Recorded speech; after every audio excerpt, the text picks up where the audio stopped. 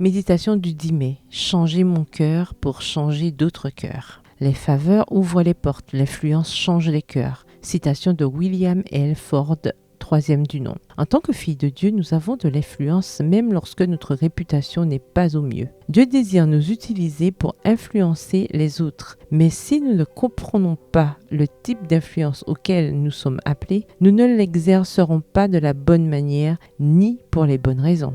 J'aime bien une des définitions que le CNRTL donne au mot influencer. Agir sur les opinions morales. Bien que le mot influencer n'apparaisse guère dans la Bible, le concept y figure et il a beaucoup à voir avec cette définition du dictionnaire. Un passage de référence est Philippiens 2, les versets 14 à 16. Soyez irréprochables et purs, des enfants de Dieu irrépréhensibles au milieu d'une génération perverse et corrompue, parmi laquelle vous brillez comme des flambeaux dans le monde, portant la parole de vie. Philippiens 2, les versets 15 à 16, dans la version Louis II.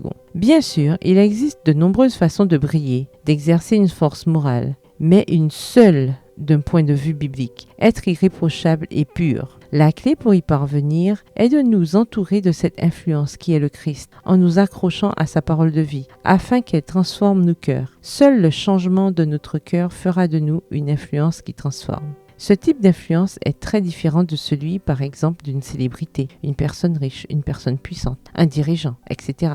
Premièrement, les célébrités engagent quelqu'un pour s'occuper de leur image. Les lumières qui brillent pour Dieu meurent chaque jour au mois et ne donnent pas beaucoup d'importance à leur propre image, mais davantage à celle du Christ. Deuxièmement, les célébrités utilisent les gens pour servir leur autorité. Les lumières rayonnantes qui brillent pour Dieu utilisent son autorité pour servir les gens. Troisièmement, les célébrités utilisent leur influence pour impressionner les personnes importantes dans la société. Ceux qui brillent pour Dieu utilisent leur influence pour renforcer ceux que la société étiquette d'insignifiants. Entre guillemets. Et quatrièmement, les célébrités construisent leur propre royaume. Les stars qui brillent pour le Christ conduisent le royaume de Dieu. Citation du livre Created for Influence, créé pour influencer, aux pages 47 à 48, livre écrit par William L. Ford, troisième du nom.